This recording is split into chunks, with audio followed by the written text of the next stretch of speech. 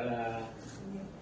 Pak, sebelumnya saya ucapkan terima kasih karena Pak Dwi sudah bersedia dan meluangkan waktunya untuk saya melakukan wawancara. Jadi begini Pak Dwi, saya akan melakukan wawancara terkait dengan pengambilan keputusan yang berbasis nilai-nilai kebajikan sebagai seorang pemimpin. Nah, ini nanti ada beberapa pertanyaan yang ingin saya ajukan kepada Pak Dwi. Enggak. Untuk pertanyaan yang pertama, selama ini bagaimana Bapak dapat mengidentifikasi kasus-kasus yang merupakan dilema etika dan rujukan moral? Oke. Kasus itu muncul karena ketidaksengajaan ataupun karena kesengajaan. Dan itu biasanya kita identifikasi di awal tahun ajaran. Setiap tahun ajaran kita identifikasi. Saat rapat pembukaan tahun ajaran, kemudian saat rapat dengan wali kelas, saat rapat dengan guru piket, ataupun saat briefing harian, itu pasti nanti kita bisa identifikasi apa saja masalah-masalah yang muncul di sekolah ini. Dan alhamdulillah Bapak Ibu guru di SMP Al-Wafi Hasim itu selalu terbuka dengan masalah-masalah yang dihadapi baik di lingkungan guru sendiri ataupun guru dengan siswa, begitu.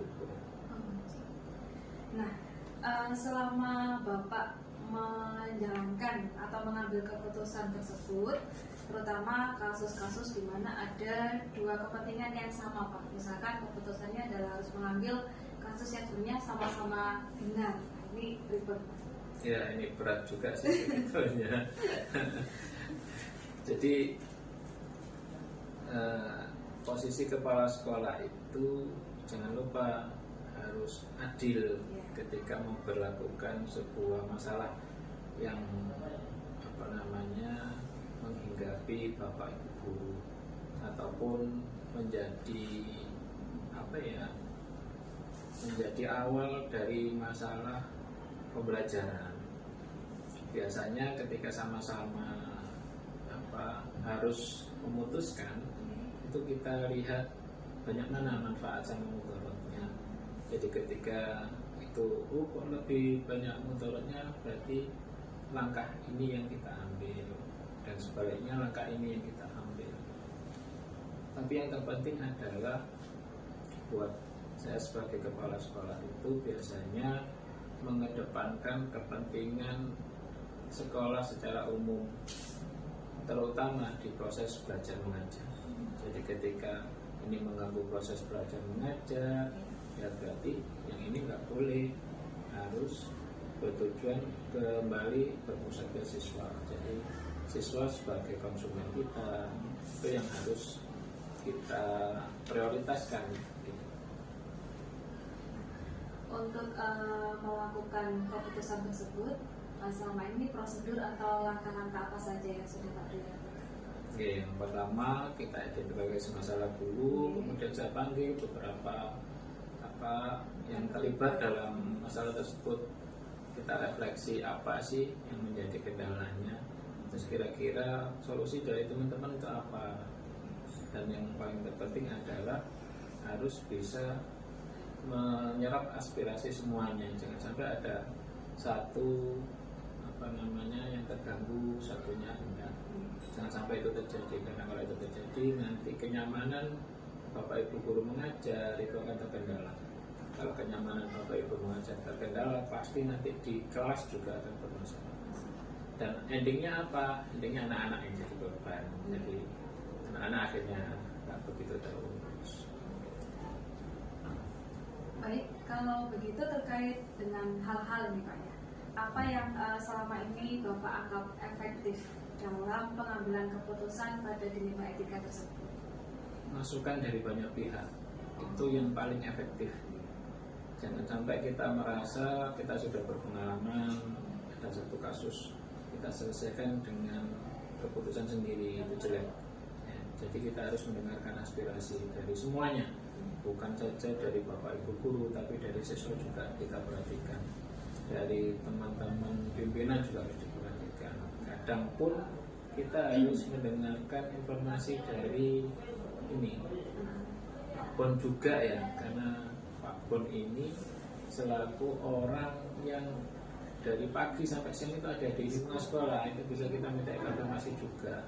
Nanti kan ada masalah, misalnya ada siswa yang ngantuk gitu ya, jangan sampai nanti kita langsung judge, oh kamu kurang disiplin, kamu.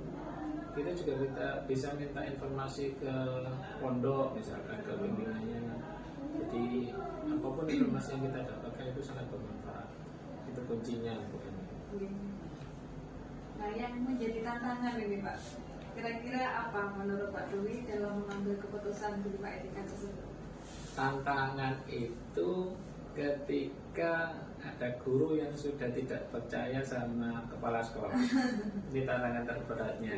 Ketidakpercayaan itu pasti akan berdampak ke belakangnya.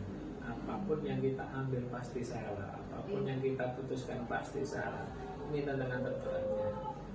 Dan pasti ada salah satu, salah dua, salah tiga bapak ibu guru yang seperti itu, atau tenaga tata usaha seperti itu. Bahkan ketika menghadapi masalah siswa pun kadang ada siswa yang nggak percaya ke sekolah, ke keputusan sekolah, padahal ini diputuskan untuk kebaikan bersama. Nah, dalam penyelesaian yang ditempuh oleh Pak Dwi tadi, apa Pak Dwi memiliki kata kala atau jadwal tertentu Pak dalam menyelesaikan persoalan itu? Mungkin Pak Dwi menetapkan tepatnya atau kemudian waktu yang sudah direncanakan sehingga ada prosedur yang dijalani oleh Pak Dwi. Oke, kalau prosedurnya tentu saja ada Pak. Jadi untuk agenda-agenda yang bisa kita jadikan waktu untuk pencarian informasi atau identifikasi itu ketika kita ada rapat di forum bersama, paling enggak melibatkan sepertiga dari warga sekolah. Yang lebih baik adalah semuanya ikut, tapi kan kadang dalam satu rapat tidak bisa 100% bisa ikut. Jadi itu satu. Kemudian ketika muncul suatu masalah, kita panggil pihak-pihak yang bermasalah. Apakah ada konflik di antara bapak ibu guru, konflik di antara siswa dengan siswa, siswa dengan guru, atau siswa dengan kepala sekolah gitu ya. Kita panggil, intinya kita ajak musyawarah. Ketika kita panggil, kita akan bisa mendapatkan informasi gitu ya. Dan informasi itu sangat penting buat kita. Bahkan terkadang kita selaku kepala sekolah itu harus belajar dari siswa sekalipun. Kadang siswa itu bisa memberikan solusi. Oh ternyata anak-anak itu juga memerlukan waktu, misalkan dari kenakalan-kenakalan tersebut. Bukan kenakalan ya, kreativitas yang tidak tersalurkan itu. Walaupun kadang-kadang kita juga mentok ya, nggak punya solusi. Tapi nanti kita bisa minta pertimbangan ke wakil kepala sekolah, ke KAU, ke TU, pokoknya ke semua warga sekolah. Berarti untuk penyelesaiannya bisa saat itu juga di tempat ketika terjadi persoalan, atau bisa jadi masih ada tenggang waktu Pak dalam penyelesaian. Oke, ada dua langkah ya, langkah preventif, langkah pencegahan, dan langkah penindakan. Jadi ketika ada masalah kita selesaikan, ketika sesudah ada masalah. Tapi yang lebih bagus itu langkah preventif, kita menjaga biar tidak ada masalah ini, kita harus melakukan ini. Biar oknum-oknum yang sering telat itu nggak telat, kita melakukan ini. Misalnya kita umumkan kalau bapak ibu guru atau TU atau siswa nanti terlambat, konsekuensinya ini. Itu juga bisa menjadi solusi. Nah, tadi Pak Dwi sudah menyampaikan dalam menyelesaikan masalah itu butuh melibatkan beberapa orang. Nah, ini kalau dispesifikkan Pak, kira-kira seseorang atau faktor apa yang mempermudah atau membantu Bapak dalam menyelesaikan masalah ini? Faktor kepercayaan, seperti yang saya bilang tadi. Jadi kepercayaan dari bawaan, dari rekan sekerja itu sangat penting. Intinya kita harus memberikan rasa teman-teman itu percaya sama kepala sekolah, rasa siswa itu percaya sama kepala sekolah. poinnya di situ Bu. Faktor kepercayaan ya Pak. Kepercayaan.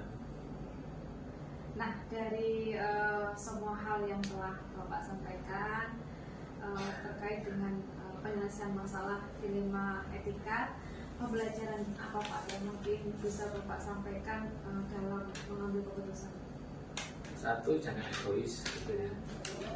Jadi jangan pernah egois, jangan pernah merasa diri kita sendiri. Kita perlu orang lain. Yang kedua, jangan pernah tidak percaya ke siapapun yang memberikan informasi. Jangan suka like dislike, suka tidak suka. Kita harus menempatkan the right man on the right place gitu ya. Orang pada tempat yang tepat. Kalau misalkan kurang tepat, kita evaluasi. Ya, kita evaluasi.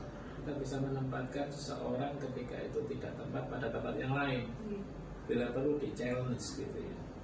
Jadi mereka kita tantang, misalkan untuk tata usaha yang pertama di kurikulum, selalu di kurikulum saja, itu bisa kita tantang, kita tempatkan di tempat yang kira-kira nggak bisa ditebak oleh mereka. Contoh di Sarpas, ternyata di Sarpas juga susah ya, padahal selama ini ringan gitu. Untuk Bapak Ibu guru juga sama, ada proyek gitu ya, merasa tidak pernah jadi koordinator proyek, ya tempatkan saja pada koordinator proyek, sama-sama belajar gitu. Jadi seperti itu. Ya, terima kasih Pak Dwi. Sama-sama. Ya, ini tadi beberapa pertanyaan-pertanyaan yang saya ajukan kepada Pak Dwi sudah dijawab dengan jelas dan gamblang yang terkait dengan pengambilan keputusan pada dilema etika dengan nilai-nilai kebajikan sebagai seorang terima kasih Pak atas waktu dan jawabannya. Semoga sukses. Kapan dulu Pak ini? Ikan sepat, ikan gabus, ikan lele Bu Eni lebih cepat, lebih bagus tanpa bertele. Semoga sukses ya Bu Eni. Amin. Ya, saya juga mohon maaf barangkali tadi dari beberapa pertanyaan saya ada hal yang kurang berkenan Pak. Sama-sama. Atur suwun. Assalamualaikum.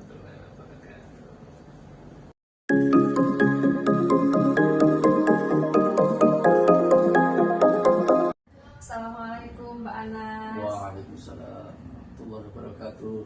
Mohon maaf ini saya mengganggu waktunya Pak Anas. Ya. Saya ada keperluan untuk melakukan wawancara dengan Pak Anas. Jadi sebelumnya saya ucapkan terima kasih karena Pak Anas sudah bersedia dan menyediakan waktu untuk saya melakukan wawancara. Nanti wawancara yang ingin saya sampaikan kepada Pak Anas terkait dengan pengambilan keputusan berbasis nilai-nilai kebajikan sebagai pemimpin.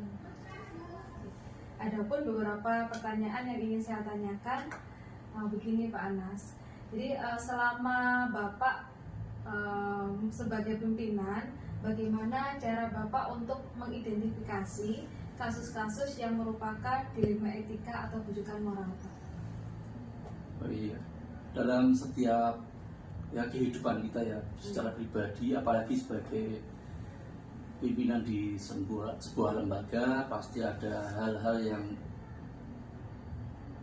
misalnya menuntut untuk sebuah keputusan kita sulit untuk memutuskan yang baik yang mana, yang harus dikalahkan yang mana misalnya, atau yang bukan dikalahkan sebenarnya tapi prioritasnya yang mana.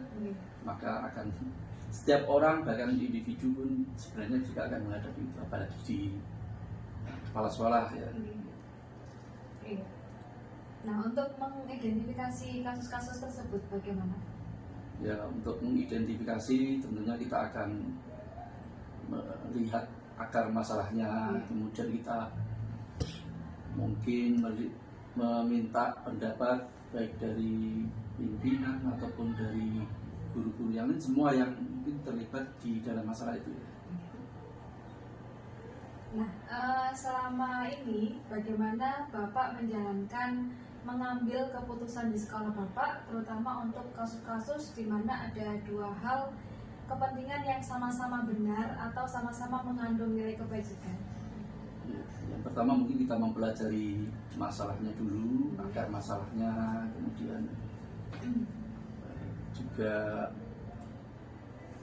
apa itu untuk kepentingan siapa misalnya ya, kemudian apakah itu berdampak yang cukup berat, cukup untuk lembaga ataupun untuk siswa gitu.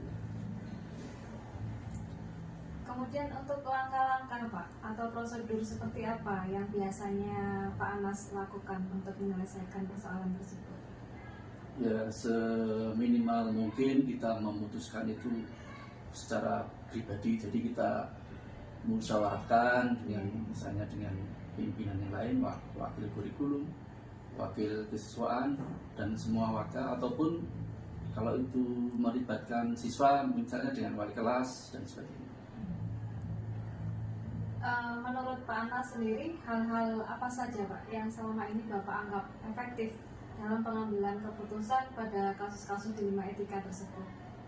Ya kalau bisa keputusan itu adalah keputusan mufakat, jadi bukan hanya keputusan sepihak. Misalnya saya sebagai kepala sekolah meskipun mungkin punya kewenangan untuk itu, tapi sebaiknya keputusan itu adalah keputusan bersama, sehingga nanti kalaupun ada yang kurang tepat misalnya keputusan itu bisa meminimalisir terjadinya konflik atau apa.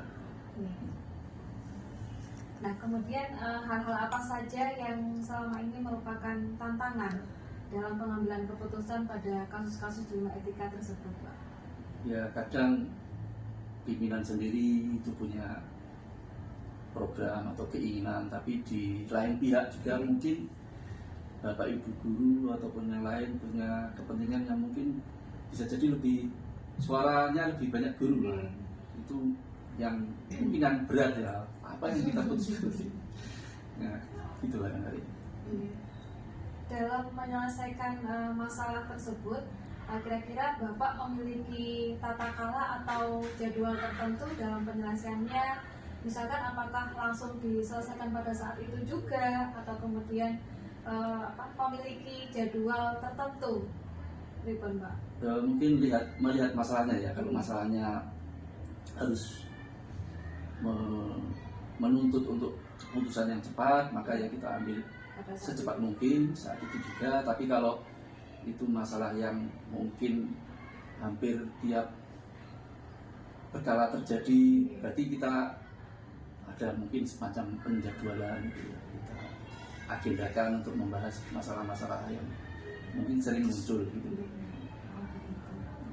Nah terkait dengan faktor-faktor ini atau seseorang yang menurut Pak Anas turut membantu dalam mengambil keputusan dalam kasus-kasus tersebut, siapa saja?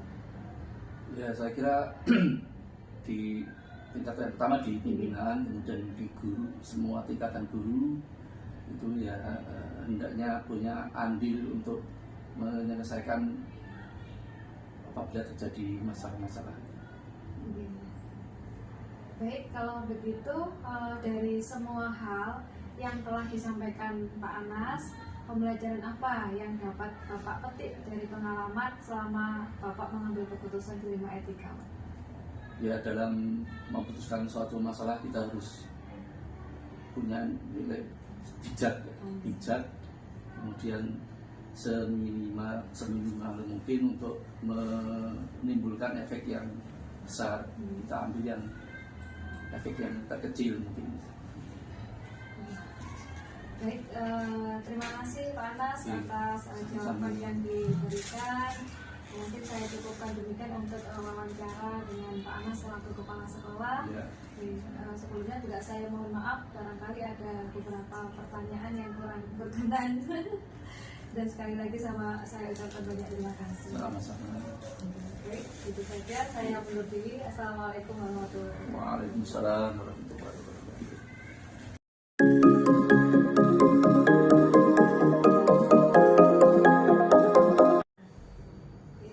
Assalamualaikum. Waalaikumsalam warahmatullahi wabarakatuh. Pripun Bu kabarnya? Alhamdulillah Bu, baik sehat. Alhamdulillah.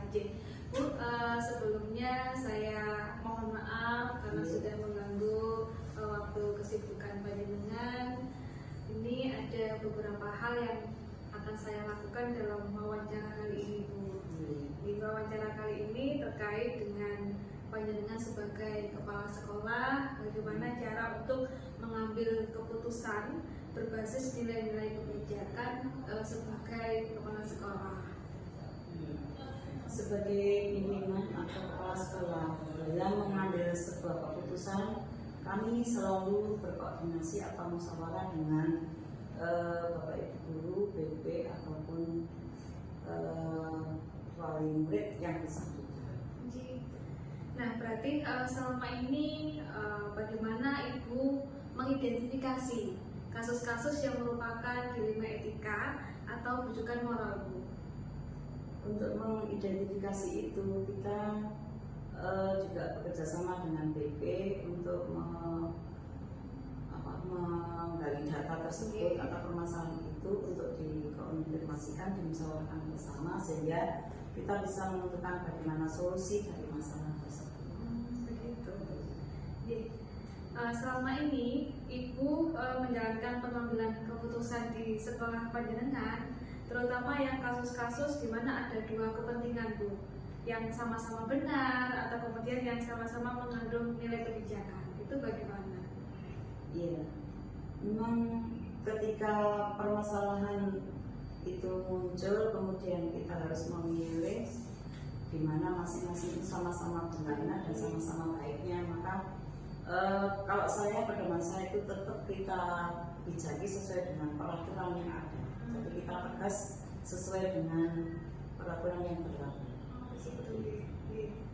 Nah, kemudian apa yang Ibu lakukan, langkah-langkah atau prosedurnya yang selama ini Ibu lakukan dalam mengambil keputusan tersebut?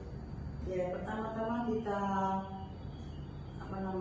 kita lihat permasalahannya itu, Bu. Permasalahannya itu kira-kira berat apa enggak. Kalau memang permasalahannya itu ringan, ya berarti saat itu juga kita bisa langsung untuk menyelesaikan.